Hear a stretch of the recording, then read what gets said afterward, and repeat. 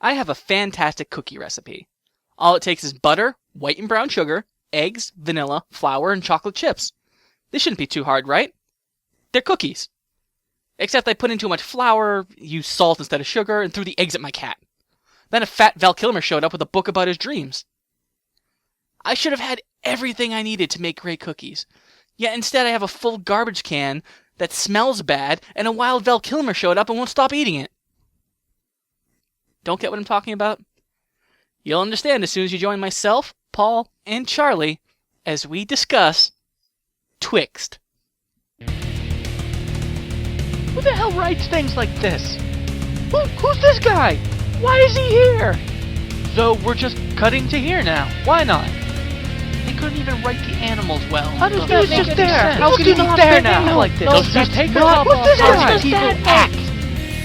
Fuck me. What did I just watch? It sucks they have a Life of Brian poster, and Life of Brian really sucked. You fucking suck. Fuck you. Life of Brian was awesome. Not a fan. PT, I feel like you just gotta look at the bright side of life sometimes. Was that Life of Brian? I always thought that was Meaning of Life. No, that's Life of Brian. No. What was it? What did they sing at the end of Meaning of Life? Life's a piece of shit. Oh, it's not. Oh, is it? I feel like that's the song. So you look at Charlie, I don't think you're close enough. Life's a piece of shit. Come on. So you look at it. No, that's Life's a laugh always look at the and bright laugh. side of life. Yeah. Yeah, they're all in the cross. But yeah. Also, there's that sperm song. Every sperm is Sacred. Yeah, it's fucking great. Wait, Fucking great. We should have watched that movie. Yeah, why didn't we watch that movie instead of Twixt? Because we have to do episodes, and no one wants to hear us do a good movie. I mean, Till the end of December, anyway. yeah, till, well, middle of December. Whatever. What are we doing in December? Well, we'll get to that, Charlie, but Yeah. right now we have to talk Oh, about we Twixt. find out today. I forget that it's November. Mhm. Yeah. Yeah. So, happy Thanksgiving to everyone. Eat until you die. Yeah, we should have done a Thanksgiving movie. This wasn't. What would giving you have thanks. picked? Thanksgilling? Poultrygeist? Is that a movie? Are these any better than Twixt? I would say so. Oh, yeah, easily. When did Francis Ford Coppola start falling back on horrible special effects like that? I don't know, man. So He loves his day to night scenes, that's for sure. Oh, half of that was green screen. Yeah, but no, I mean there were some that were definitely outside. Yeah, I mean you feel like some of it was outside. Val Kilmer looks good, huh? Oh, he looks great. He's definitely been working out. I think I look better than Val. I Kilmer. bet Tom Cruise wouldn't even fuck Val Kilmer now. You think? No, I don't think he would. I think you're right. I think he's gained a little bit too much weight for fucking. For fucking, yeah. Yeah, no, for fucking. Yeah, just end the In sentence general. right there. You're fine. So, this movie is not good, and not just by our standards, but on IMDb, it only has a 4.8, which I'm pretty sure stuff like The Human Centipede is higher. So that lets you know where that stands. Jesus. Yeah, do you know some of the movies that we review that like there are people that I know we look at the reviews and shit all the time, but there's people that like them. There was a legion of people that fucking loved Pontypool.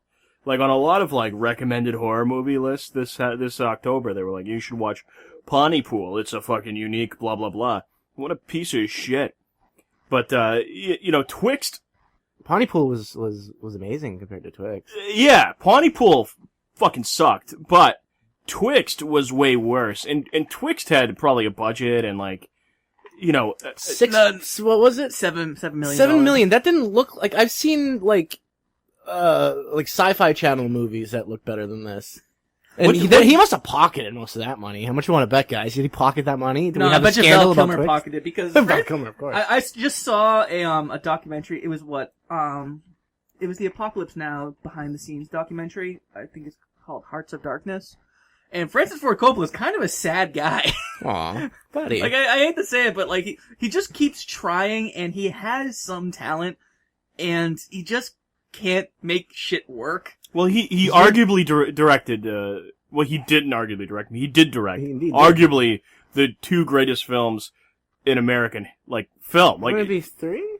the third one sucked. No, I'm sorry. I'm not talking about the act. I'm talking about Godfather 1 and Godfather 2. And then I'm talking about Apocalypse Now as well. Which was good, but is nowhere on the level of You're right. Godfather I'll 1 give and you 2. I'll give you that. I don't know. Some people would argue that. I mean, I love. I also Godfather. haven't seen Apocalypse Now, by the way. I need to. Apocalypse Now is a fucking head trip. I know. I want some Yeah. fucking horrible, depressing shit in my life right now. I don't know what.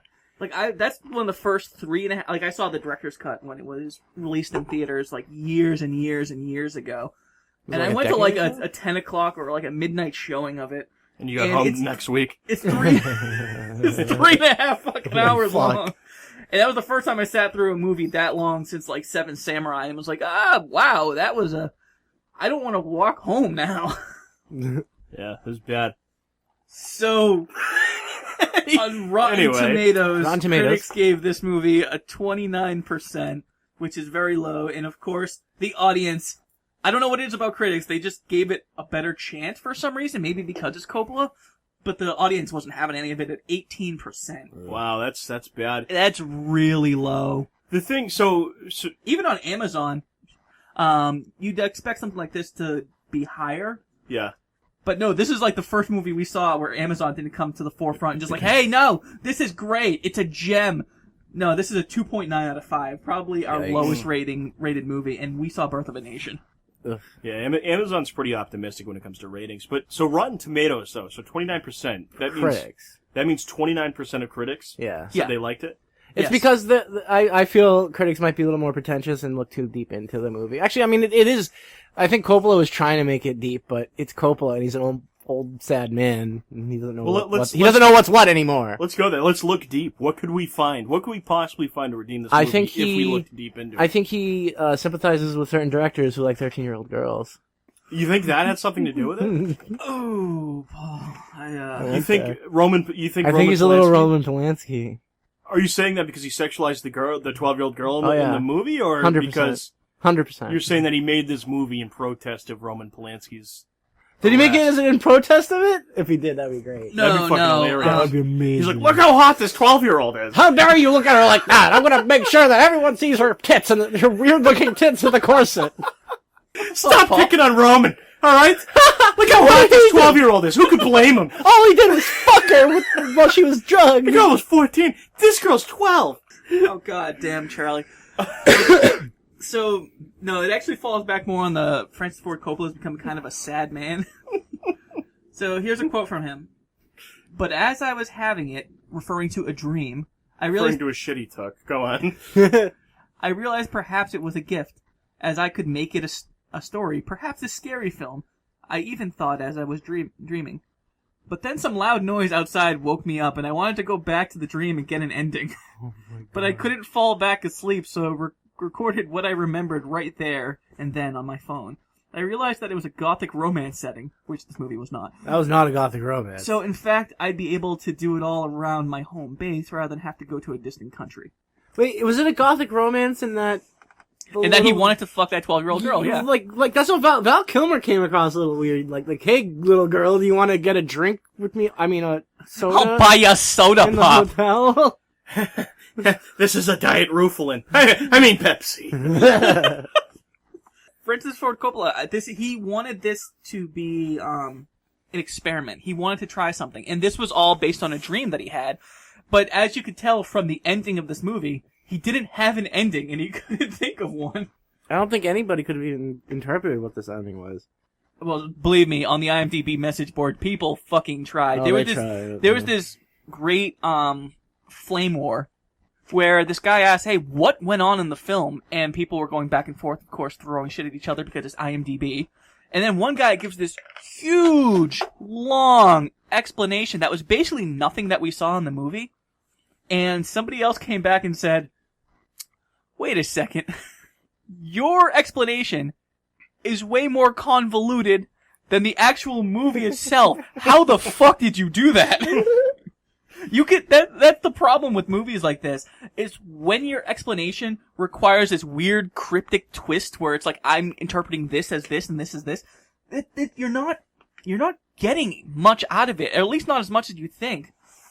Like, for example, there's this guy who, this is somebody else's interpretation from an IMDb user. He says, everything that happened in this town was the author working out his story. None of it was real. So this brings up a lot of questions.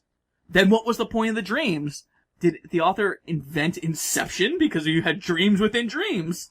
If the entire story was the author working through the story and it wasn't real, then what was the point of the text at the end explaining what happened to the characters? Yeah, that was so fucking weird. How did he work through the story in reality in this fictional version? Like, in other words, how did he make the real story if this is the fictionalized version, which is what this movie was trying to convey?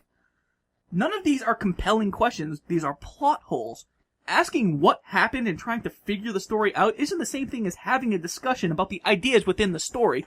And every conversation I found out online was people trying to figure out what was going on and saying, that's the art, that's what you need to look for. It's like, no! That's not fun! No! That's not why I go to the movies, to figure out what the fuck happened. I go to see things portrayed... Spelled out for me. No, not that. I see things portrayed and try to find, like, the ideas within them and discuss the ideas as, like, how valid they are, or what I would do in these situations, or just what the overall feel, like, is trying to go for. Trying to just figure out why person A went to plot hole B and then fell into dream C isn't fucking fun. It's infuriating. Can we talk about the cast in this? Bruce Dern had fucking Val Kilmer, who is not a superstar. Yeah, this should have been, like, the biggest, like, best movie that came out in 2011. Because it has, like, this rock star, all-star cast from the fucking 80s, but like, still. like 2 or 3 people from... But it was shot in 2011. And it's kind of funny, like, this isn't the first time this happened to Coppola. He directed a movie, or he was, like, a guest director. This movie had, like, 4 different directors, called The Terror. Have you ever seen it, Martin? It had Jack Nicholson? Wait, this is the Roger Corman joint. Yeah. Yeah, no, I actually thought it was okay. Yeah, it was a piece of shit, Martin. But the, but it had Boris Karloff in it too. You fucking kidding me? No. No, it had Boris Karloff in it. This sounds amazing. Francis Ford Coppola directed for like 2 weeks and he was like, I'm done. This is fucking terrible. Because it was a Roger Corman film. Yeah. I love it. And, I think Jack Nicholson. There was like 3 different directors and it was a fucking nightmare. But it was better than Twixt. It was better than Twixt. It was more enjoyable than Twixt was.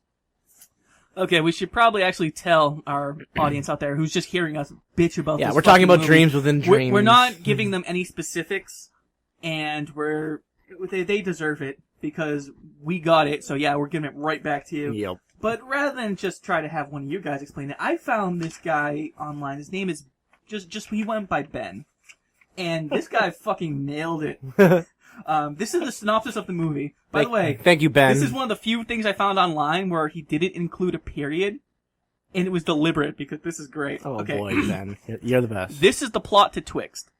A fat-aged Val Kilmer plays a burned-out alcoholic horror writer in search of the elusive new book idea that comes with him in his dreams through the medium of Edgar Allan Poe, while a young dead woman who is actually a vampire appears in a dream. Val as a ghost offering her own ideas, while real-life Val colludes with the local sheriff to create a murder mystery that plays out in Val's dreams when he takes sleeping pills, all of which undermined by Val's money-hungry Skype wife, who threatens to burn an important historical artifact because she cannot forgive Val for his negligence in the death of their 14-year-old daughter. Meanwhile, Poe talks in riddles and shows Dream Val versions of a heinous mass murder. Never mind that the Tower of the Devil may reside in the clock that has too many faces, none of which tell the right time, plus the whole backyard full of bad houses. Hey, there were bird houses. The bad houses look different. He goes on by saying, did that make sense? No? Then there's no need to watch this film unless you get some buddies and plan on firing up the bong first. Not even that would help. The thing is, all of that is what the movie was about. Yeah, no, that was the movie. Like, holy shit, like, the little girl vampire thing, like, you at first think it's gonna be a vampire movie. And it kinda is, but and then it goes into like Val's dreams in a weird massacre that you think is going to turn these kids into vampires or something, but it doesn't work. Like, it kind of alludes to the sheriff being that guy that killed all the kids. Yeah, but it didn't tell you until the very end where it tells you. Yeah, I guess it did tell you at the end. But yeah, by the way, spoiler alert: the sheriff is the murderer. Sheriff Bobby something. Bobby LaGrange. Yeah, and he obviously did it though. Like, what? That's not a twist. Who's a fucking weirdo? Yeah, when they put from the very beginning, and then like, oh no way, he did it. Are you fucking kidding me, Coppola? Like, he acts like an asshole the whole time. Obviously, he killed all those kids. They were really kind of like rubbing our nose in the clues Because when they were doing the Ouija board, they said, what was it? They, who killed you? Like, contact with the little girl. It said, boo! Like, she's trying to say B, and then all of a sudden the thing lifted up, and then flies off the fucking board! It doesn't fly off the board! Cause the deputy, the big fat deputy dude, he said, I know you're doing this, Sheriff. Why are you pulling it up? I know it's you. And I'm like, of course it's him. He's trying to cover up from the ghost, trying to fucking tell everybody that he killed her. Yeah, it was fucking terrible. Do you think Coppola Obvious. is like, I deserve this movie? Like, he's just depressed. He's like, this is all I deserve, you know? I thought I wrote down the quote, but he actually said something along those lines. Oh, well, not exactly like that. I mean, that would. Oh, here we go. I found it.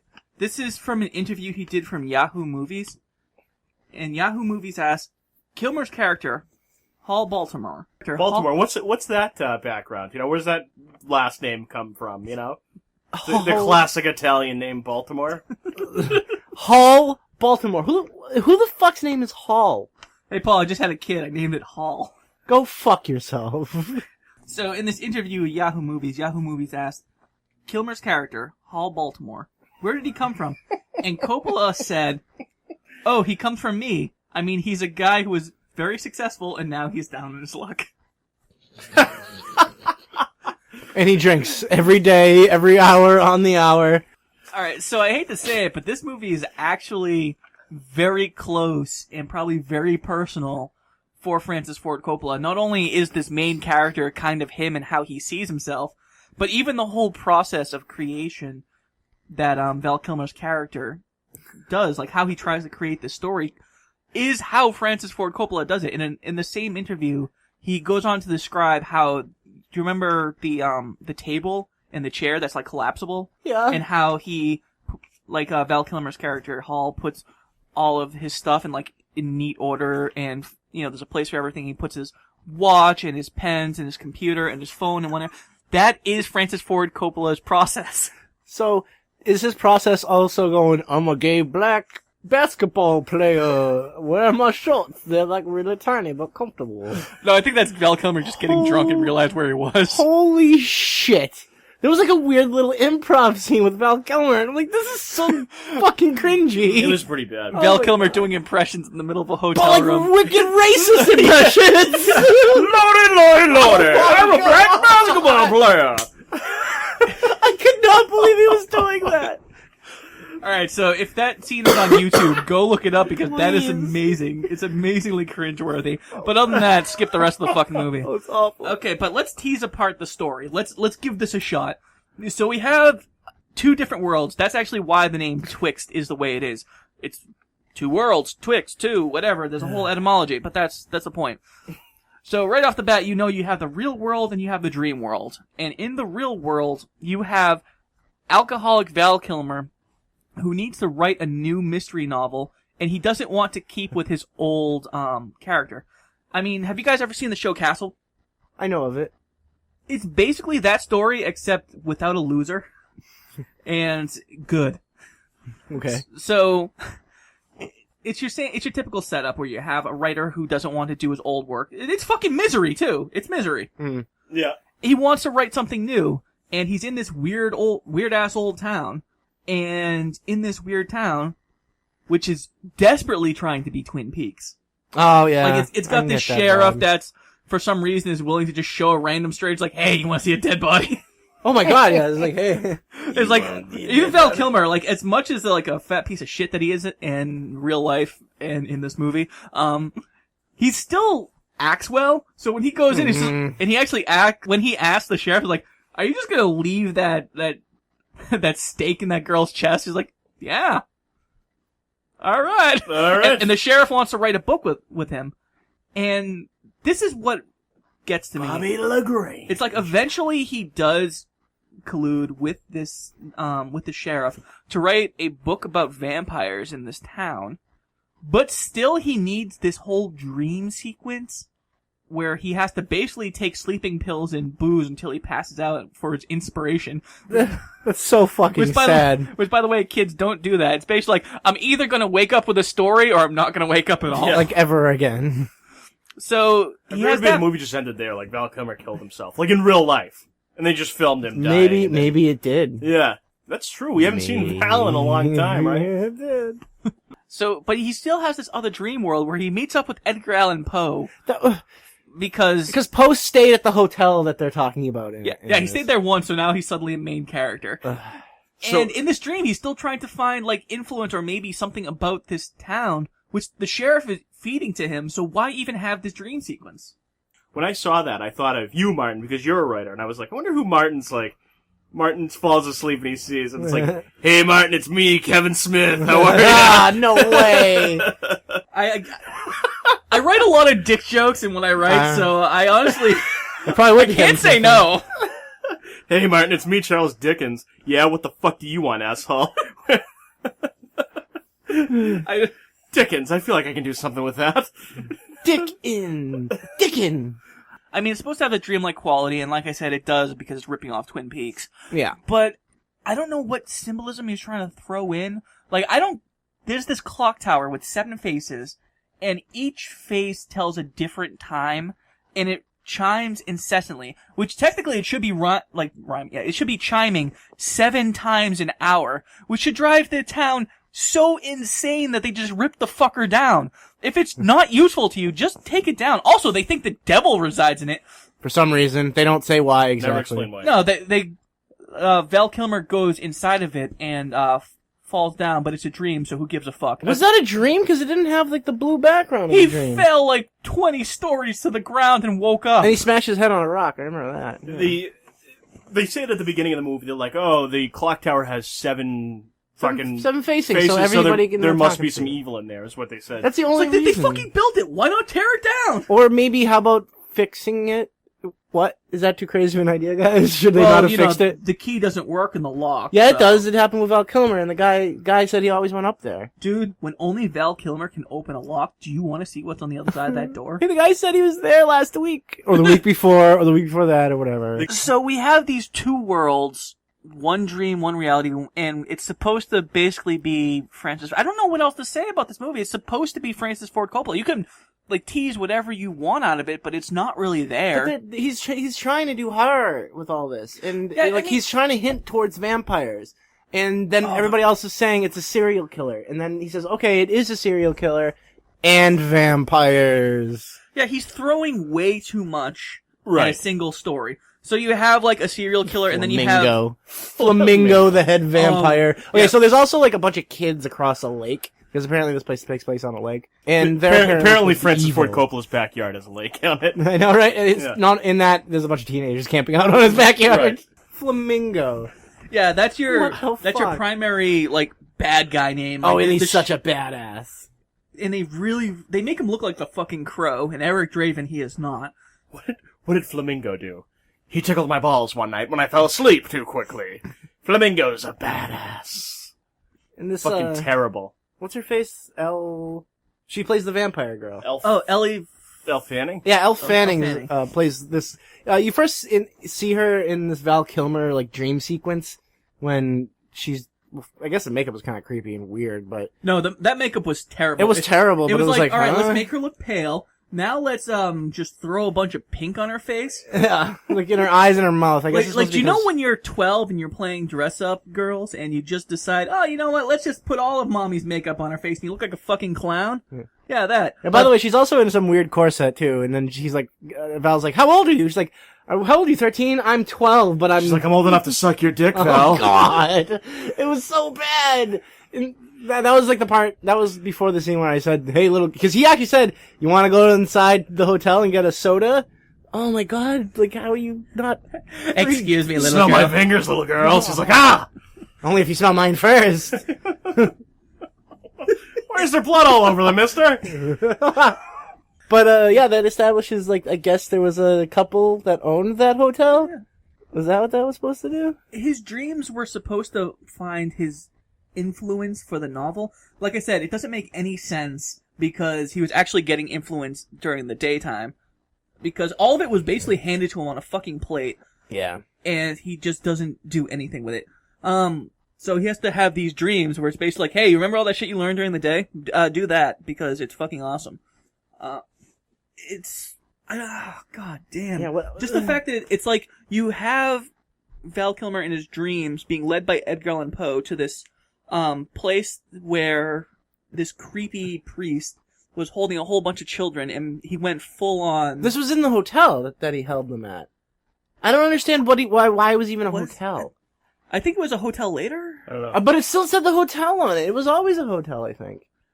Because they said a bunch of children were murdered at this fucking hotel. Apparently this wasn't a hotel, it was a orphanage? I don't know.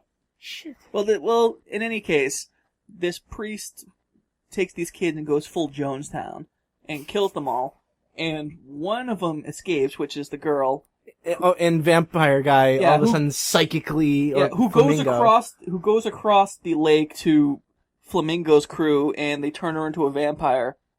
I guess. This all sounds like nonsense. It's because it is. Yeah, we're trying to, like, explain the progress of the story, and the progress of the story is so terrible because it goes, then this happened, and then this other completely unrelated thing happened, and then this happened, and that happened. And I guess it's supposed to say that by the end of it, the sheriff kills her. That's the thing. Right? Like, all of this gets very confusing because it's all dreamlike. And like I said, if this is the process of how somebody comes up with a story, don't fucking do this because your story is awful and dumb. But the other thing is that the movie is so convoluted that it gives up on its own concept and just ends. Yeah, it does. It I thought that maybe it all happened, but it seems like at the very end when when he hands his manuscript to the editor, it seems like all of that shit was, to me, I guess, it was all in his head or something, and then... That's what some people think. Some people think that I already read you one guy who was Yeah. like, the whole thing was just him trying to do shit. And it's like,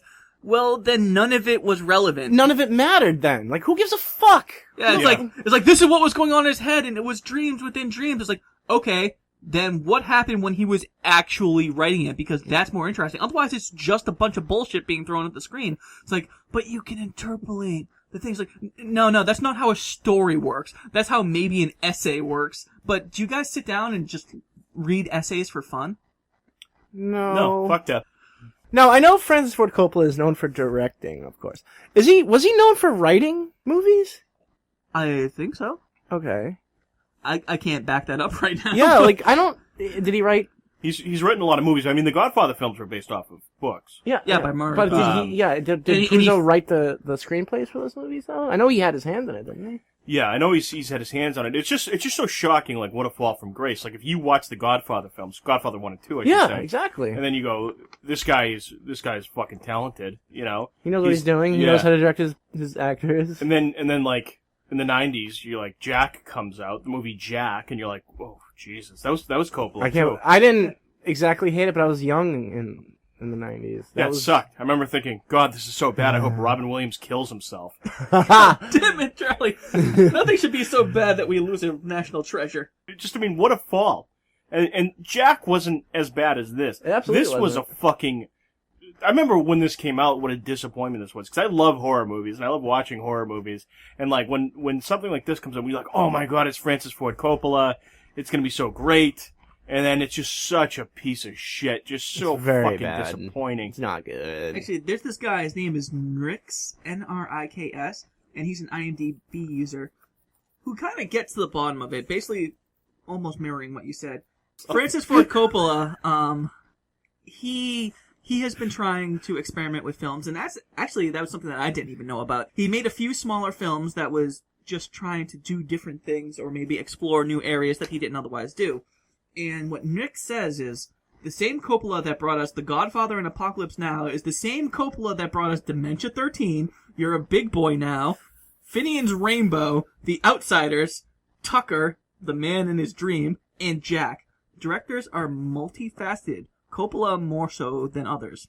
Twixt was an experiment. The experiment didn't work. Was The Outsiders that bad, though? I know you included it on that fucking list, but I didn't think The Outsiders was that bad. I don't remember, but Charlie, you like a lot of bad movies. Yeah, but I'm saying it's not on the same level as Jack, you know, or... I actually didn't mind movie. Jack. I was younger.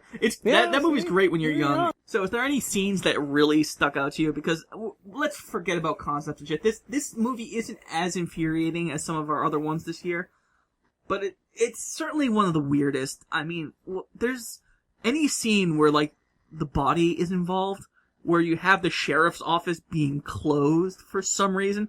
It's like was it the sheriff's office or was it the fucking morgue? I think they were the one and the same. Yeah, they were both. It's like the sheriff goes off to on Sunday to church, and he leaves the fat fuck in charge, and they just have a body in the next room, and I don't know what to make of that, because if this is a dream, then who the fuck cares? It doesn't really symbolize anything. It's just a plot point to a movie. We didn't even talk about how Val Kilmer's like dead daughter is involved in this shit too. Is she really? She kind of. Yeah, whose daughter dies in a boating accident? By the way, she seems like she got like clotheslined by something. How'd you lose your teenage daughter? Oh, a boat crash. It wasn't even a crash. Some asshole fucking put a rope above the water line. And Why did they do that? Because they wanted to murder a child standing up in a boat. I don't fucking know. Who let like a 14-year-old drive a speedboat? Oh, Val Kilmer did. If it was just there, it wouldn't have been. I thought it was a little boat. I thought it was a child's boat. A child's boat. But honestly, how can he? What the fuck is that? How can he blame himself? He's like, if I knew that they were driving a motorboat and some asshole was going to try to decapitate her with a rope, I would have done things differently. It would have been different if I were there. Oh my god. Fucking stupid. Why was that even included? Do you think this is Coppola trying to say that he wished Sofia Coppola fucking got decapitated by a rope? That's probably it. Yeah. Alright, so you guys have any final thoughts before we go on to reviews? I don't even have a beginning thought for this movie. This is like below expectations. I remember watching this movie like when it first came out. Oh, you've seen this already. Yeah, so this is the second time, and I remember being massively disappointed with the movie. And I don't remember how I saw it, because it was only shown in festivals, but I do remember seeing it somehow. I don't know if probably bootlegged or something. Pirated it or, yeah. How funny would that be if I went to jail for pirating Twixt? I think even the justice system would give you a mulligan on that one. Yeah, they're like, well, you learned your lesson, didn't you? Alright, so you guys want to get to some reviews? Sure. Let's do it. Now, this time, usually I pull like some 1-star reviews or like some 3, or I'm all over the place. This time I have nothing but 5-star reviews because, unlike most movies, the 5-star reviews are about 25% on Amazon, and 1-star reviews were 29%. So there were so many more 1-star reviews than all the others. But the people who really love this movie, they're an interesting group.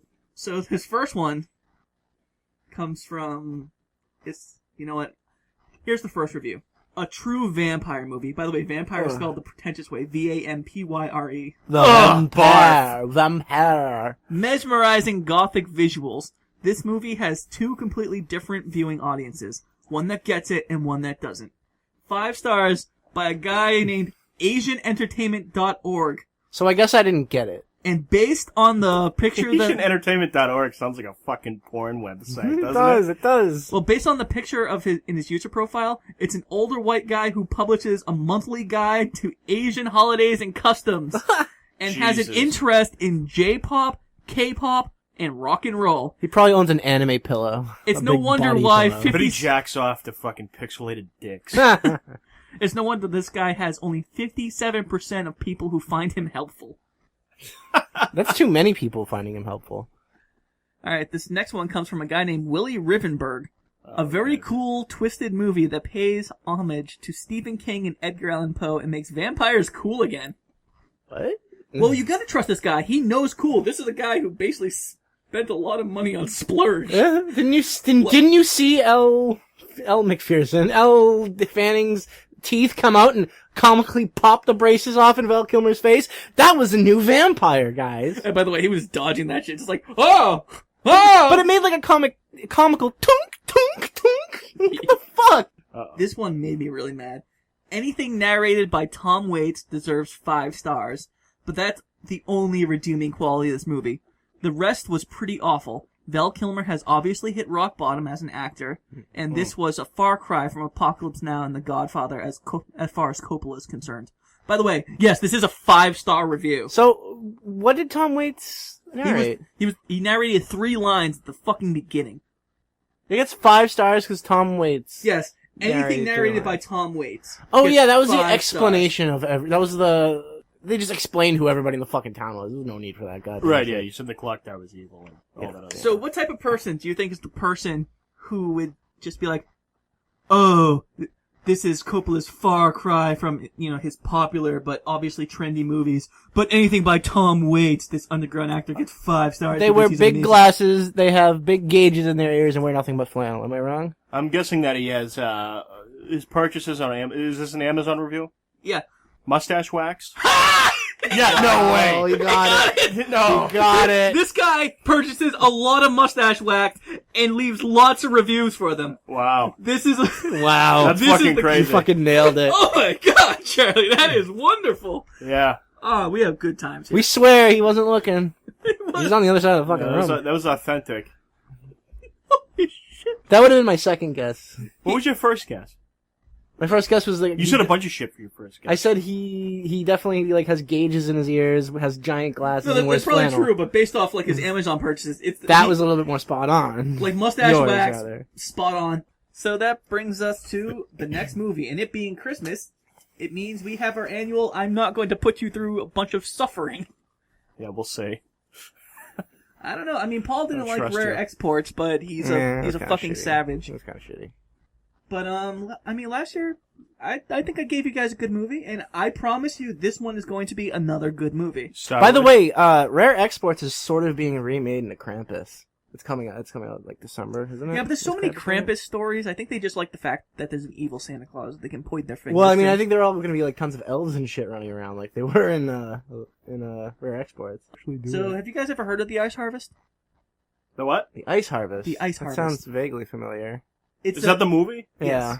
It's about a shady lawyer who attempts a Christmas Eve crime, hoping to swindle the local mob out of some money. But his partner, a strip club owner, might have different plans for the cash. This was released in 2005. It stars John Cusack and Billy Bob Thornton. I think I was working at the movie theater around this time. It should be on that rack of DVDs over there if you want to take a look at it. Have it. Why do you own the Ice Harvest? Because I think it's a good movie. Oh my god. All right, well, you guys may not believe me, but you'll be able to see it. I'll make sure that you guys can get a copy. Like I said, I own it over there John somewhere. Cusack was making good movies in the early aughts, so I guess. There was a time before Maybe. Grand Piano. Oh boy. But hey, early Merry Christmas, because I'm sure you guys are probably going to see it towards the end of November. Oh yeah. And we'll talk about it next month. But until then, get the fuck out of my house. Come on, is it under Daredevil the movie? Fuck you, Charlie. Ignore some of that shit. Ignore it. I couldn't sell it all. That's it for now. Catch more episodes on iTunes or Stitcher. If you prefer to listen to podcasts on YouTube, we're there as well at the Some Jerk from Boston channel. Have any comments, recommendations, or just some good old-fashioned hate mail? Email us at wdijwpodcast@gmail.com. That's wdijwpodcast@gmail.com. Like us on Facebook at facebook.com/wdijwpodcast. You can find me on Twitter at SomeJerkFB or on Tumblr at somejerkfromboston.tumblr.com.